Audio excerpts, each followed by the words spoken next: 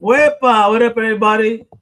Thank you for joining a brand new episode of the Al Mega Podcast. I am your host, Al Mega, and today we have an amazing guest. A big shout out to the other Big Al, if you will, from podmatch.com for this connection right here. This young lady is a freelance software and web developer with almost a decade of experience. But folks, when I bring on, you're gonna be a decade? No way. I mean, it's incredible. She's also the host of Technically a podcast. Love that name. And the co-founder of the web development and marketing company, Curie and Company, the one, the only Mia. Please tell me I got it right. Kotalik. Tell me I got the last name right. Kotalik? It's Kotalik. Kotalik. Yeah. All right. Mia Kotalik. I try. So Mia Kotalik, No thank worries. you for joining us today. I appreciate your time. Talk a bit about your journey and what you got going on and how you can actually help some people, step up their game too. So, let's begin to dive in, Mia. So real quick, tell us a bit about yourself, where you originally hail from. And this is a question I asked in my other show, but I love to ask it here. What was the first thing you fell in love with that got you started on your journey? Sure. Yeah. So actually, when I was younger, I really wanted to be a doctor. I was really set on kind of going to medical school and doing that whole thing. Um, but I learned to program pretty young. My parents kind of encouraged me to do so as they were both programmers. And I was always kind of coding as a hobby, but set on going to medical school. And then a professor at the University of Arizona reached out to me while I was in high school and asked me if I could come and work in her lab. And that was when I really saw that basically programming and medical research can be one and the same. And I didn't have to go to medical school and do that whole path in order to be involved with medical research. Ooh, interesting. All right, so talk about your journey then into the tech industry. Then, how did you, get even involved and become a freelance software and web developer? How did you, get into all that? Sure. It was actually kind of funny. I started designing websites and guild pages on this website called Neopets. It was like popular in the early 2000s. Oh my God, my daughter had one of those things. Yep, exactly. So that's actually how I got my start in kind of web design and learning how to write my first lines of HTML, stuff like that. And from there, I kind of just learned more and more about web development, web design. And then in high school, I had lots of my friends' parents, lawyers, doctors, that kind of thing. It was kind of a weird high school when I was there, but so they had websites and Was it Futurama? I mean, what we doing here? You know what I mean? Yeah, exactly. But so I had done some websites for them, and then started taking on more and more clients and developing kind of a business. Yeah, so you were hustling while you were in school. Yeah. Hey, all right. So how did you make that time though between your education, if you will, and the side hustle? Right. I mean, there's a lot of balance.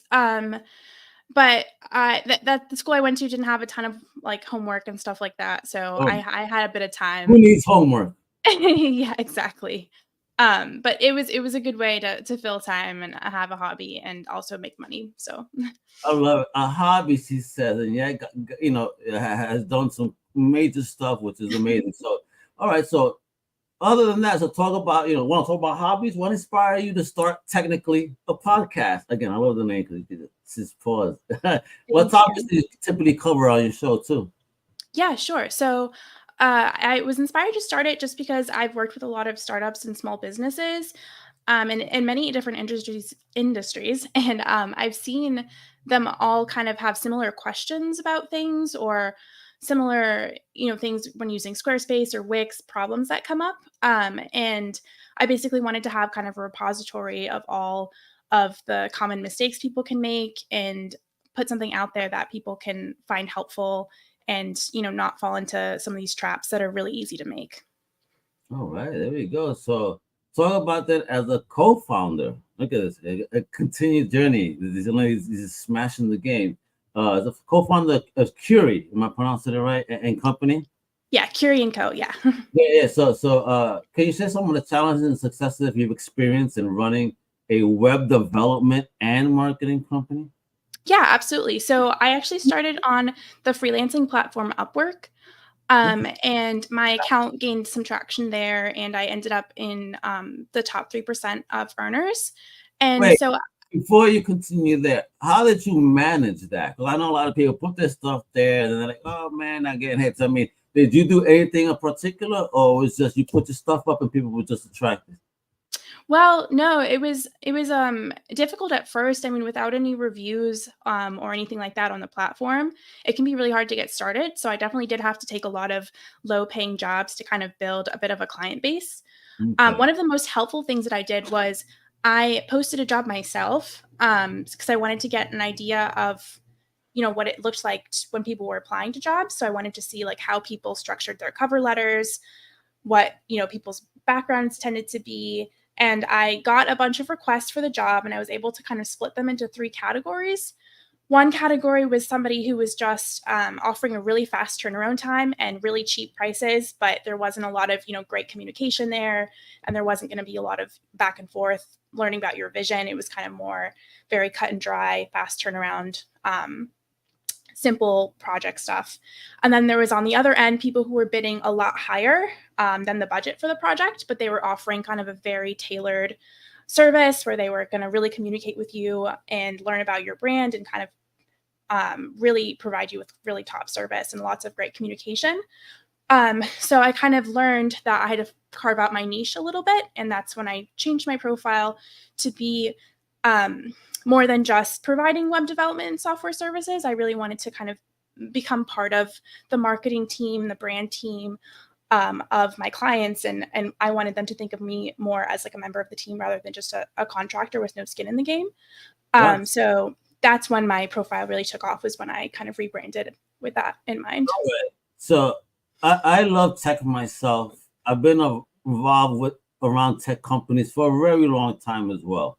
And I know that technically inclined people tend to be very introverts. You know what I mean? They socially scared and they're not scared, but the skills ain't there. And with marketing, you need to have those social skills. So, speaking upon yourself, of course, were you always a social person, or was that something also that you kind of had to, take out of yourself to make sure that the marketing side could be successful?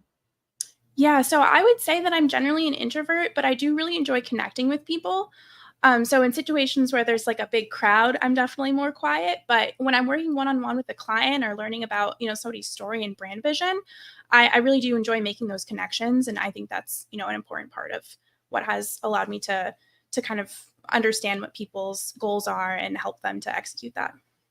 Excellent, excellent. And do you place yourself in any space mentally to get yourself out of that introvert space when you're on that one-on-one?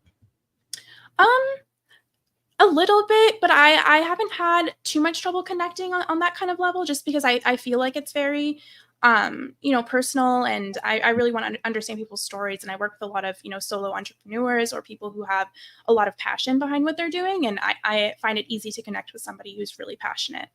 Wonderful, wonderful. So, all right. So let's talk about this then. What advice would you have for other women who are aspiring to enter or advance in the tech field? Yeah, so I would say that it's really important to find a niche. So kind of determine what services you're offering and what your dream client is. And then once you know exactly what kind of client you want to attract, is target all of your marketing towards that kind of client. Because if you don't kind of put that strategy down, you might not realize it, that you're kind of attracting a type of client you might not want to work with. So like if you're worried about charging too high of prices or something like that, you could accidentally be attracting people who are, looking for services at really low prices and maybe aren't going to want to be as engaged with you. I mean, that could also be something you're looking for. All right. It wasn't something I was looking for. Yeah, so let me ask that, because I know. Listen, I know the business. I've dealt with negotiations, and they're paying the ass with people sometimes. In the marketing and ad space. And I'm a dude, all right, and they give me a pain in the ass. So how do you handle negotiations when people try to lowball you? Sure. Yeah. I mean, I Unfortunately, in a position where I have a lot of client offers. So if there is somebody who's trying to really lowball me or take advantage of me, I don't really need to waste time with it because I Wonderful. can go somewhere else. Out of sight, Um, out of mind. Goodbye. yeah, exactly. And then often they'll come back, but that's another story. Hey, Um, oh, now you're here throwing me the dollars, right? Going. exactly. I do try really hard to stay within people's budgets though and offer them a solution that will fit within their price range. So, if it's a startup or a small business and they just don't have the budget for a really big like custom build, I can offer them other solutions that will bring the price down. So I try and work with people. That's, one of the ways I kind of negotiate is I'll say, I can do something for that price, but I'm going to have to cut out, XYZ features, or, it might not have this part that you were looking for. But this is what I can offer you at that price. Because I do want to help people and I do want to work within their budgets. Wonderful. So, can you share with us a particularly memorable project or accomplishment from your career, in tech or marketing that you're really proud of? Yeah, sure. One startup I worked with was it started during the pandemic, and it's a company that is a nonprofit, and they help deliver bread to different food banks around Seattle. It's called Community Loaves, and I started with them early on, right when they started, and now they have grown into 4 different states. So they're in California, Idaho, and Oregon, as well as Washington. And it's just been really amazing to be with the team as they grow. Oh, that's wonderful. So, how do you feel that, do you think that should be a big part of the entrepreneurial journey to also be giving like that and giving back to community and charity? Yeah, definitely. I think that is really important. I really enjoy working with nonprofits. I offer a nonprofit rate. Um, and I do think it's important to kind of give back to the community, definitely. Love it, love it, love it. All right. So, as a podcast host and a tech professional, how do you balance that time between the various roles and responsibilities that you got going right now? Yeah, so I mean, I just have to kind of prioritize what I have time for. I mean, like this week, I didn't release an episode, for example, because I had a lot of client projects. But I am trying to come up with some backlog of episodes so I don't have that next time. It just launched though, so I didn't have a backlog up yet. But Okay. I like to kind of have a just in case option, and to really prioritize and not try and do too much. I mean, I don't want to burn myself out. So I Mental health. was Okay. How do you deal with the mental health thing? Yeah, because again, you are doing a lot. You're young. You're a web developer, marketer, CEO. You're working with a charity. You're doing all this stuff. I mean, what do you do to make sure that you have that space for your mental health? yeah, I mean, a lot of it is just going outside, exercising. I play tennis, so having those hobbies is really helpful. And also, just without a 9 to 5, it can be easy to work until 10 p.m. every single night. So I've been trying to set better boundaries for that, and log off and take time to myself, and watch TV, have a normal after work lifestyle, even though I'm technically don't have a 9 to 5 job. So do you give yourself hours though? Honestly, do you give yourself hours? Like, this is set my time of hours, and if you contact me after X time, I'm not responsive. Do you do that? I try to. I mean, I do set I do I set do get not it. disturb I get it. hours, I but get it. occasionally, something will come up, and I'll just get it And really either really excited about it and just want to jump on it, I or know it's that moment, right? You're like, ooh, I gotta do it. yeah, I get it. exactly. I love it. I mean, those are great moments though, sometimes, because those sometimes wind up being some very big moments in your career when you just, take that moment and say, you know what, screw it. Let me take some time outside my time, and you get blessed for that time that you did. You know what I mean? Yeah, exactly. And I'm really passionate about what I do, so it But doesn't always feel like work, even if it's after hours. I still enjoy it. all right, so being all that busy as well, how do you stay updated with the latest developments in tech? And like what resources and communities do you find most valuable for learning and networking in this space? Yeah, so I'm on Medium. I have written a couple articles on there. I'm not super active, but mostly I follow other writers that I really respect, and I enjoy, the software that they produce. And they also write a lot about new, frameworks and technologies that are coming out. So that's really important in my industry for me to stay up to date on those things, because all my clients are always wanting the next big thing. Of course. So I have to kind of be learning new things all the time and stay up to date on that. So I follow a lot of developers who write about things like that on Medium and on social media, and just try and stay up to date with the news as best I can.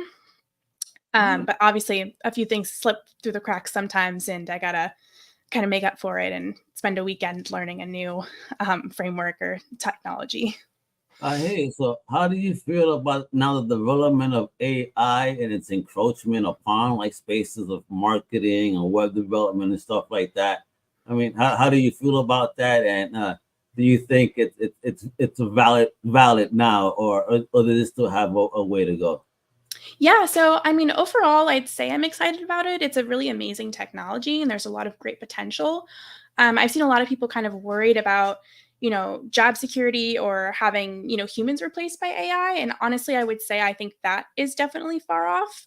Not something that we have to worry about specifically right now. I can't say that would never happen, but No, it's not something. for now we're safe. Yeah, it's not something I'm worried about as of now. I think it's just a really great tool that humans can use to be more productive and produce more content. And it could be an aid in your creativity. But I feel like if you lean on it too much, or you're using it to produce content that you're not knowledgeable about, it is easy to see through that from what I've seen. And it could produce wrong information. So I always tell people that it's a great tool, it's a great sidekick, but you don't want to be producing content that you can't speak on yourself, because you're not putting anything new into the program. So it's basically regurgitating what's already out there, and people aren't really interested in what's already out there. So um, I think it's a really great tool if you want to feed it kind of a dump of all of your ideas and your experience and your knowledge, and have it format it for you, as a social media post or something like that. As long as it's new information you're putting in there. Of course, of course. Yeah, but it's kind of crazy how AI is just infiltrating everything. So it's wild, the adoption, but I'm digging it. I'm having fun with it, so it's not a problem. All right, so let's talk about this now. We got to start talking future too. So what, now that we're speaking on AI, like, what do you think? Other than knowing some AI, are there any other essential skills or qualities that are crucial right now for success in tech? Yeah, I think it's really important to keep up with the tools that are coming out. Even people who aren't necessarily in the technology space, just because of the productivity boosts that they bring. It's like 10 times, 20 times output that you would have before. And it's really easy to get behind, especially if your competitors are adopting it. So I know it can be scary for a lot of people, but I think it's just really important to kind of break your way into it, even just little by little, because if you don't, you could get left behind really easily. Are there any versions of AI that you play with particularly? Um, yeah, I mean, I've had to make a lot of tools for clients using a bunch of different AI APIs out there. So I've pretty much used all of the ones that came out. I mean, Bard, the newer ones that came out, ChatGPT, Pi. I played around with a lot of the APIs for that and built tools around them. Oh, cool, cool, cool. Yeah, I like Bard. Bard is cool, and it definitely doesn't seem to want to infringe on copyright the others. Mhm. Yeah. Stop. I like it. I like it. I also got the Google LM. That's what my intro is made from, which I love playing with. I love the music side of it. So much fun, especially with Mhm. the. And I'm not a musician, but I love music, so I could put it together. Work about it. Let's go. So, all right. So, can you discuss any initiatives or projects that you're currently involved with that are aimed at empowering, women in tech, or just supporting underrepresented groups in the industry? Yeah, sure. So, I recently switched from a social media account kind of geared towards my web development company, and I created one kind of to share my personal software journey. And I've been able to connect with a lot of great women on there who are also in their coding journey. And we have done, lives together and Q&As, just kind of, it's a really great community and lots of support. And I think it's important to kind of talk about what you do and your struggles, because in an area where there is not a lot of representation, it's important to put yourself out there. I dig it. Are you working on anything like a book or talks anywhere, for the Yeah. future? What are those Yeah, plans? so I actually have plans for a lot of online courses specifically that kind of accompany my different podcast episodes. So I've gotten a lot of questions on those episodes about, where can I learn more about this or where is a step by step version. So I'm working on a lot of online courses that will really help break that down for people. And also some like ebook guides on how to start as a freelancer. Oh, excellent, excellent. Oh my God. So what's that journey like then? I mean, have you had experience, writing books prior, or is this also, all new to you, and what's the learning curve like? Sure. Yeah. So I have experience with writing grants, some grant writing experience, just like really sparse, just helping out the labs I was working in, but technical writing experience through, research projects and stuff like that. But it's a totally different style of writing an ebook. Um, I do have some experience teaching. I taught a lot of courses during COVID to kids in school who were, online. I taught a couple of website development and intro coding classes. So I do have teaching experience that's been really helpful. Um, so I am kind of using that uh, to to guide me as I write. I love it. You're so young and you've done so much. My gosh, you got me inspired. I feel black hair starting to grow again because you got me feeling so young. Like, geez, you're doing a lot. And I talk about the website right here that I'm showing off. I mean, what can people look see on the website? Is this like an online resume or what?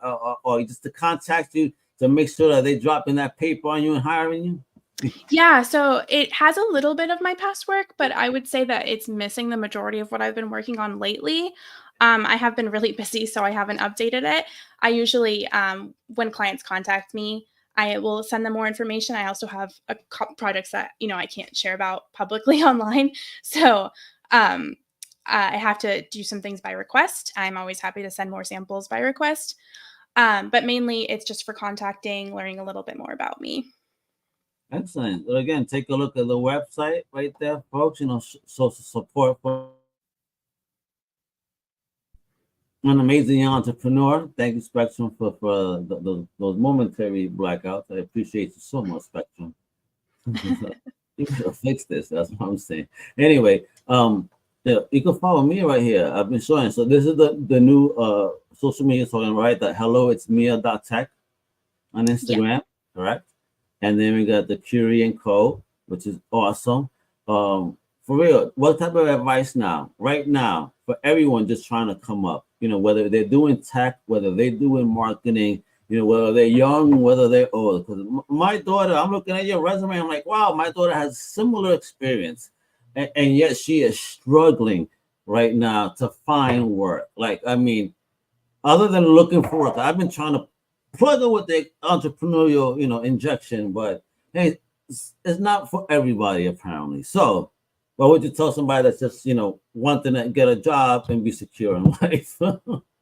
Sure. Yeah. I mean, one thing I would say that's especially true in the technology field is that you can make a lot of your own experience. So if you're applying for a job that's in a certain language or works in a specific tech stack, you can do a whole personal project using that language and tech stack. And then you have a project right there on your resume. You don't necessarily have to wait for, an internship or someone to hire you to get a specific project. If you're, really looking to get into a specific field, you can do a personal project and put that on your resume. And employers love to see that. So it's really important for specifically technology. I mean, in other fields, it's a lot harder to do that. So that's one really great thing about it is there's so many online resources to kind of do your own project. Bet.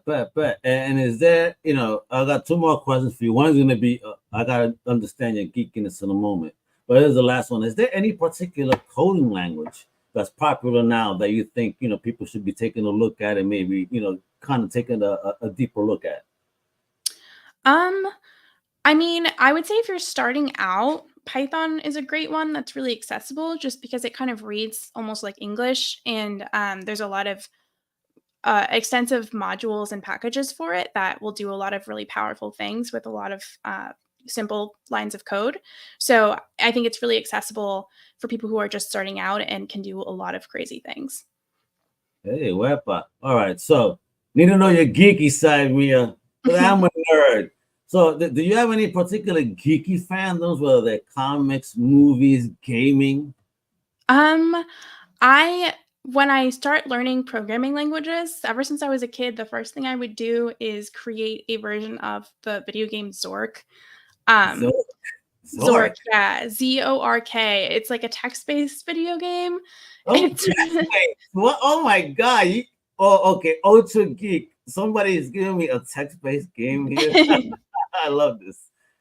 Yeah, Let me, so it was like one of the first ones invented. But it's like basically you're kind of like in a dark forest and you have to battle a bunch of different creatures.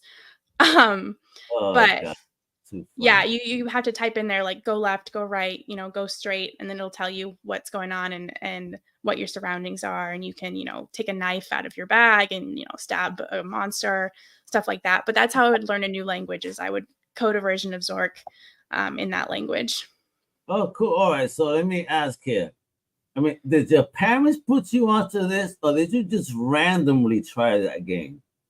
I just kind of came across it. I think somebody might have used it as an example in a programming book that I had like really early on, and I got interested in it and found a version online and played it. Um, but I really liked it. I like the text-based nature of it because you kind of have to, draw out the map because you can't see anything. So it's a lot of, mental gymnastics to try and figure out what's going on. Oh man, you were ahead of me there. I'll probably get ahead of trying to play that game. Give me some Street Fighter. I'll be Blanca and I'll just electrocute you for a couple of rounds. You'll hate me, and and that's it. We won't be friends after Street Fighter. I'll tell you that much. All right, awesome. I appreciate you so much again, ladies and gentlemen that are watching the stream. Get inspired here. This young lady is like killing it. Again, a CEO, programmer, web developer, marketer. You know what I mean? So you're gonna be doing some speaking, some teaching. That's right. I mean, this is great. Is there any TA on the teaching yet? I mean, like, do you have a plan on when those courses are coming out? Is it later on winter? Is it next year? What you have planned there? Yeah, I'm so in. definitely some of them will be coming out within the end of October. I've got a couple that are almost done. And then I have some, longer form ones that go more in depth into web development and full stack development that will, probably come out in the new year, just because those ones are much more in depth. But yeah, definitely have a lot of stuff coming out in the next couple months. Oh fuck! You hear this, folks? You better stay tuned right here. This lady got something popping off that's gonna be great. Again, you can check out the website, follow on the socials right there. The links are below, so make sure to click away. Mia, thank you so much for your time today. I absolutely appreciate you. Good luck on those future endeavors. I'm gonna keep rooting for you, and I'm definitely gonna keep a lookout for those classes because I'm a nerd myself, and now that I have spare time, let me tell you, I definitely want to keep expanding my brain. So I'm digging what you're talking about. It's right up my alley. All right. So with that, folks, you know what it is. Please follow us, subscribe, turn on those notifications. And if you love pop culture, check out my other brand over at comiccrusaders.com. All right. We got different type of geeky goodness over there. Hasta la próxima, mi gente. Wepa! You better stay motivated. Woo!